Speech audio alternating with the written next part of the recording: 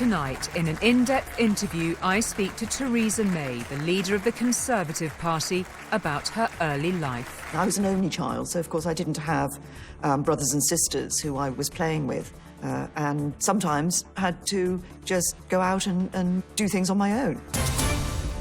Her strategy for Brexit, her record in office, and the controversies over her manifesto. You are also now cutting free school lunches for infants, means testing the winter fuel allowance for pensioners, ending the triple lock. The social care funding system has been called by some the dementia tax. Some people might ask whether the nasty party, the phrase that you used, might be back. Not at all. What I'm doing in the manifesto and in the policies we're putting forward is addressing some of the key challenges that face this country. And in a further interview recorded hours before the recent attack on the Capitol, how she hopes to tackle terrorism. Isn't the reality that our security services, whatever funding you have provided to them, are simply overwhelmed? No, the security services do an excellent job for us. They are working tirelessly to ensure that we can identify people who are of concern. Good evening and welcome to the Tonight programme. With just 2 days to go before we head to the polls in the snap election she called, tonight we speak to the leader of the Conservative Party, Theresa May, about her policies, her vision for Britain, and speaking after the Manchester bombing but before the latest terror attack in London, how would she keep us all safe?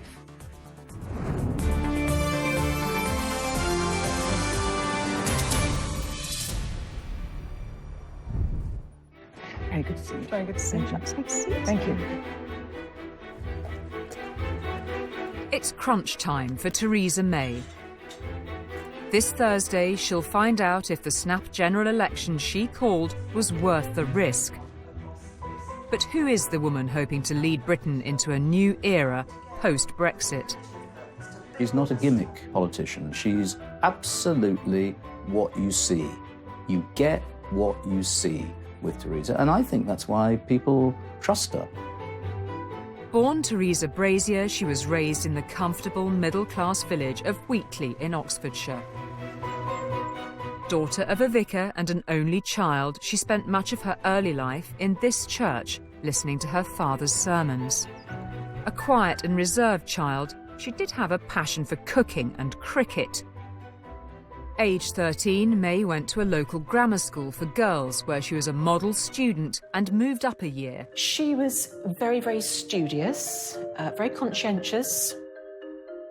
She would get quite exasperated when the history teacher went off at a tangent. She wanted to get back on track with what we were meant to be discussing. It was their history teacher that pitted Rosalind and Theresa against each other in the school's mock general election. Theresa stood for the Conservative Party. I stood for the Liberal Party. And the outcome of that was that I was chosen to be the school's Prime Minister, and Theresa came second. She was very quiet, reserved. She had got a sense of humour, and she had got a lot of feisty characteristics about her, but she wasn't charismatic. Beaten but undeterred, May would set her sights high. And in 1974, she won herself a place at Oxford University to read geography. At Oxford, she formed a close network of friends, some of whom would become future Tory ministers. We were all part of that sort of political set, and it was a very exciting time because Labour was absolutely falling to bits. We had the rise of conservative thought, and I think that will have shaped a lot of our thinking as a generation. May was also capable of letting her hair down. We'd been to an operetta together, and it was very funny. And I went back to my room, and about 5 minutes later, Theresa burst in the door singing one of the arias from the opera. And, it was just larky about. And my boyfriend was in the room too, and he was not amused. It was at a Conservative disco in her final year that May would meet her future husband and love of her life, Philip. What were you dancing to? Probably ABBA. Come on, it must have been ABBA. It was the 1970s. The Christmas ball would follow. And what was, do you remember how she was dressed? Something floaty, I think, actually, wasn't it? It was the age of floaty. It was the age of floaty. Yes. Philip would soon become head of the prestigious Oxford Union. Philip was my sort of competitor, if you like, in the Oxford Union. Both were very capable, very much liked, and actually very, very good together. After 3 years at university, Theresa May would land herself a job at the Bank of England, despite lacking a degree in economics. She was one of the best research assistants that I ever had during my 17 years at the bank. And she picked up things with remarkable facility. In 1981, May's life was struck by tragedy. She lost both her parents within the space of a year. Her father died in a car crash, her mother from multiple sclerosis. Theresa didn't tell people. You know, it was very private. And she did eventually say about it, but I think she kept it in. May would continue to work in the city for 20 years. In the early 90s, she would fulfil a lifelong ambition and run for Parliament. And the vicar's daughter would eventually make it to the highest office there is.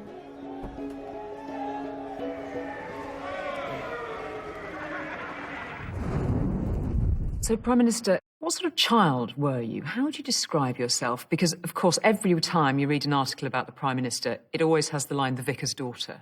How would you describe yourself as a child? Well, of course, you can't get away from the fact that I was a vicar's daughter.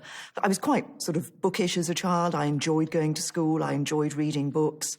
I enjoyed learning. I was an only child, so, of course, I didn't have brothers and sisters who I was playing with, and sometimes had to just go out and do things on my own. And occupy yourself? Occupy myself, yes. What's the naughtiest thing you ever did? Oh, goodness me. Well, I suppose that... gosh, do you know, I'm not quite sure. Well, there must have been a moment. Nobody's ever perfectly behaved, are they? I mean, you know, I have to confess, when me and my friends sort of used to run through the fields of wheat, the farmers weren't too pleased about that. Save you wrecking fields near the vicarage. That was not the naughtiest thing you ever did, Prime Minister. Well, I can't. Goodness, what a record.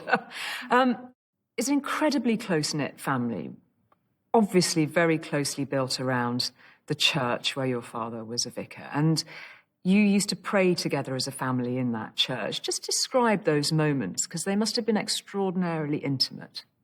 Yes, I mean, really important moments in terms of us as a family, I think, but hugely impressive in the sense of the family coming together for those few moments in a very quiet space of the church when everybody else had left the church. You lost both of your parents in very quick succession after an horrendous car accident, and then your mother who was suffering from MS. How on earth did you cope with that? You were orphaned in your early 20s. Well, it was a tremendous shock, particularly when my father died following a car crash, as you say. It must have been devastating. It was, well, I mean, for anybody, there will be people watching this who will be in similar circumstances of having lost both their parents at a relatively early age. And it is quite, it is a shock. And of course, as I say, without brothers or sisters to share that with. But that's why it was so good to have Philip. Let's talk about the overarching issue around this election, that is, of course, Brexit. What do you think of Nigel Farage? Well, to be perfectly honest, I don't spend a lot of time thinking about him. What I think about is the issue and getting on with the job of delivering on Brexit. But he's a man who changed the course of British politics.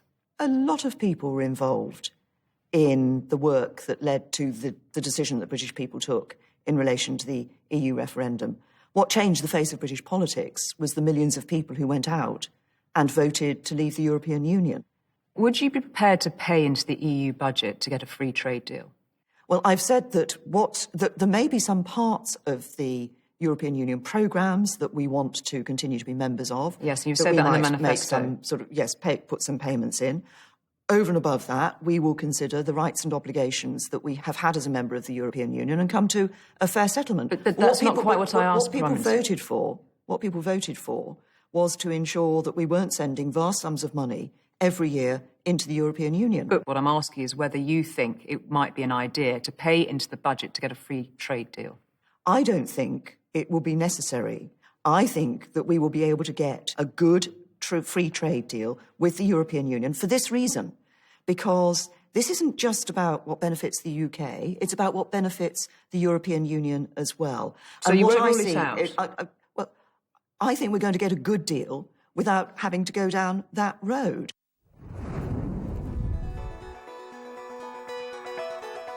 Theresa May cut her teeth in politics as a Conservative councillor in the late 80s. She made her first bid for Parliament in 1992 in northwest Durham, coming second to Labour but ahead of a young Tim Farron. It was in 1997 that she would make her breakthrough. I haven't got an office yet, so I'm waiting to hear where that office might be. Once elected, May would make her name as a hard-working and opinionated politician. It was her belief in 2002 that the Conservative Party needed a makeover if it was to have any chance of beating Blair's new Labour. You know what some people call us? The nasty party. It was a brave speech to do, and it marked the moment that the Tory party began to take itself seriously as a possible party of government again, because it was a clear exposition of what people thought. It identified Theresa May as a party moderniser. And in 2010, she would be rewarded by David Cameron with the role of Home Secretary in the coalition government, one of the toughest cabinet positions. I was surprised that Theresa May had had this enormous promotion, and I was quietly suspecting that she might face the same fate as many other Home Secretaries. I remember her sitting there nervously, constantly glancing down at her notes, probably feeling rather insecure as a new Home Secretary. May threw herself into the role. She was the longest-serving Home Secretary of modern times. Her bid to reform the police showed her resolve. If you do not change of your own accord, we will impose change on you. There were significant struggles along the way. During May's tenure, immigration would become a defining issue. We aim to reduce net migration from the hundreds of thousands to the tens of thousands by the end of this Parliament. A highly controversial campaign was dropped. I think politicians should be willing to step up to the plate and say when they think something actually hasn't been as good an idea, and I think they were too blunt an instrument. And in her last 3 years as Home Secretary, immigration of non-EU migrants actually increased. You can't really say she was an enormous success in policy terms, but in political terms, she weathered the storm as the Home Office very well. The Brexit result last year altered the nation's course and was a chance for May to seize the moment. Her first speech as leader revealed her intentions to broaden the party's horizons. We will make Britain a country that works not for a privileged few, but for every one of us.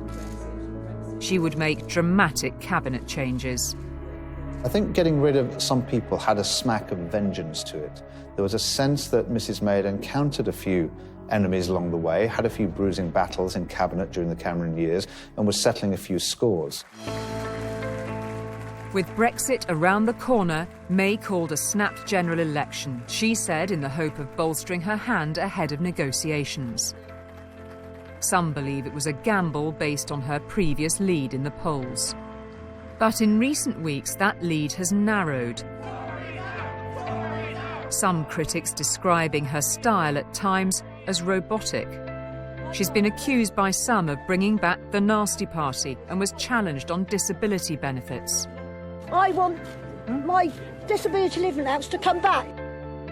And in the days following our interview, her manifesto launch came under fire after she appeared to U-turn on her so-called dementia tax. Isn't this U-turn really just a cynical attempt to stop voters leaving you in droves? Nothing has changed. Nothing has changed. We will consult on how the system operates, and we will do that through a green paper. This has been the most shambolic manifesto launch that I can remember. Not since Labour's suicide note of 1983 has a manifesto done more to cheer the other side. It was a debacle. It was an embarrassing debacle. So to what extent can Theresa May brush aside recent wobbles?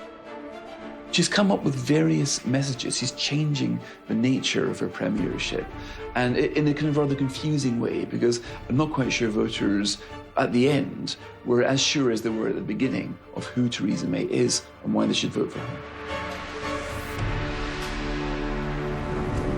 In the introduction to your manifesto, you say, "We abhor social division, injustice, unfairness and inequality." How do you balance that with the fact that you are also now cutting free school lunches for infants, means testing the winter fuel allowance for pensioners, ending the triple lock? The social care funding system has been called by some the dementia tax.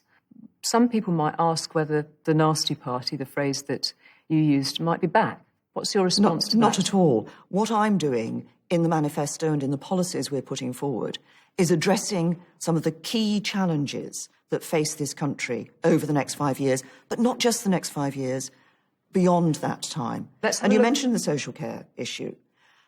The figures show that in just 10 years' time, there will be 2 million more people aged over 75 in this country. Now, the system we've got at the moment simply won't be able to cope with that. Let's have a look at the schools funding, a pledge in the manifesto to give schools an extra $4 billion over the next 5 years. The IFS has said that rather than protecting school budgets, this amounts to a 3% cut in real terms per pupil because of rising costs and rapidly increasing pupil numbers. What would you say to them? We are already putting record funding into our schools, and we will increase that funding and to further record levels over the course of the Parliament. But the issue, Julie, often people look at the question about schools, and as I say, we're putting record levels of funding into our schools, and we want to introduce a fairer system of distributing that money across the country. But what we do see in our schools, the quality of education, is not just about the funding that goes in, it's about making sure that every child has a good school place. OK, so you're defending the money that's going in, but you're paying for that increase by cancelling the free school meals for infants. Now, in a family with a 5 and a 7-year-old, that is potentially asking them to pay up to £1,000 a year extra now on top of their normal household bills to cover the cost of their children's school meals. Now, what we're doing with the free school meals is we're saying, yes, we will continue to ensure that those children who are most in need carry on getting those free school lunches. But we are also going to introduce free school breakfasts for every primary school child. So for children from the poorest families... But it's the cost of those school meals. For those families who may not be quite on that level where they qualify for a free school meal, but who are just about managing, they're now trying to accommodate an extra cost that you've put on them to pay for the increase in your education budget.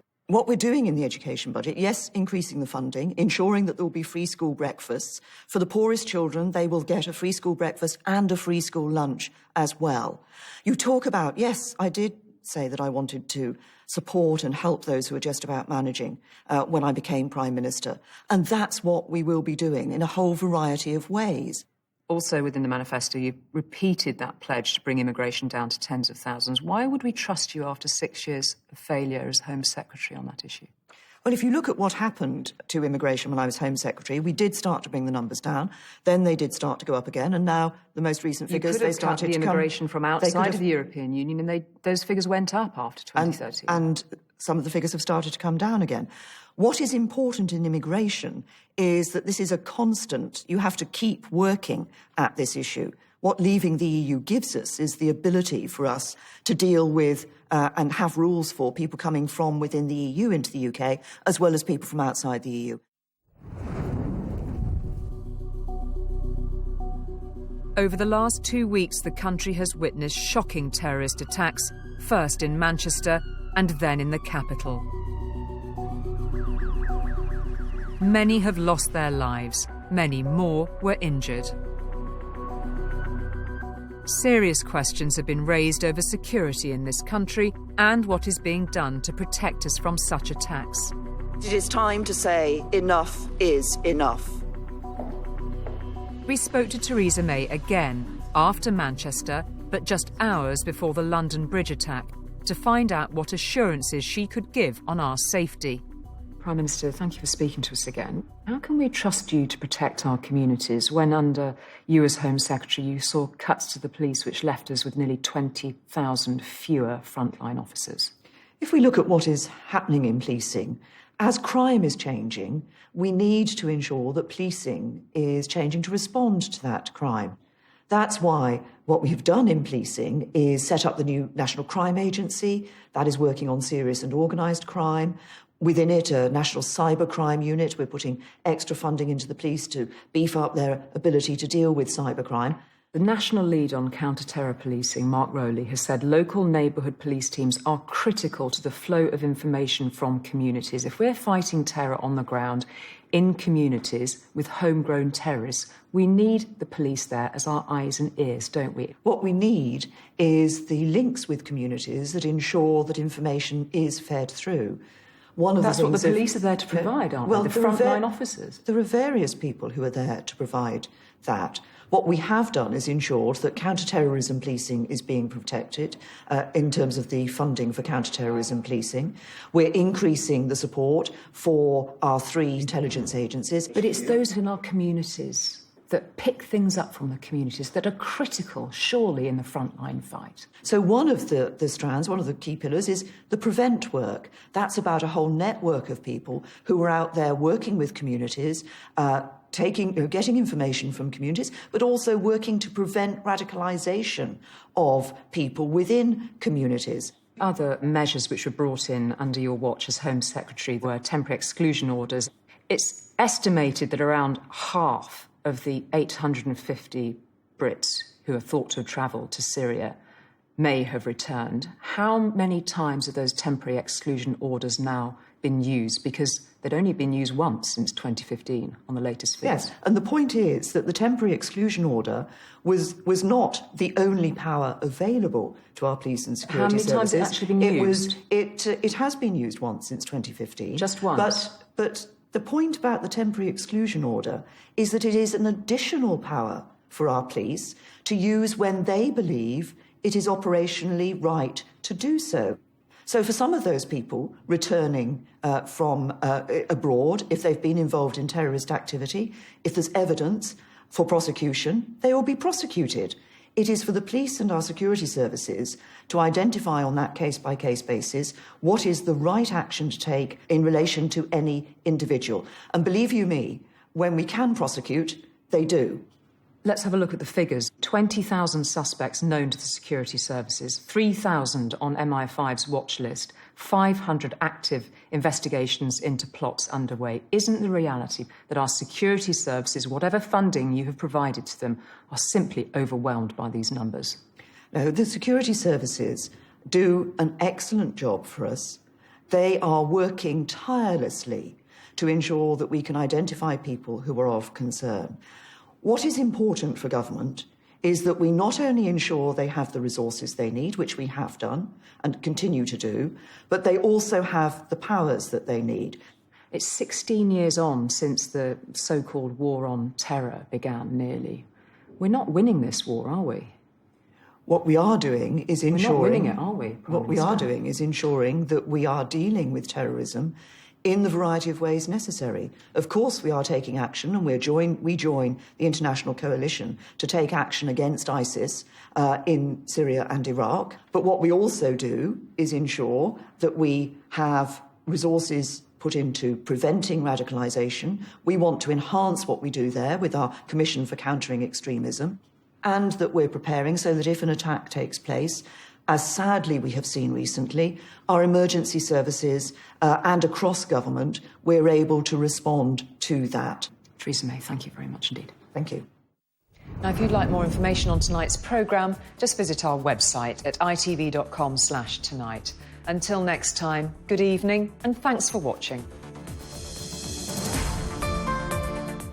Next tonight, the stars come out for a night of celebration. The British Soap Awards 2017 here on ITV. Over on ITV3, Nikki Campbell and Davina McCall reunite relatives in long-lost family.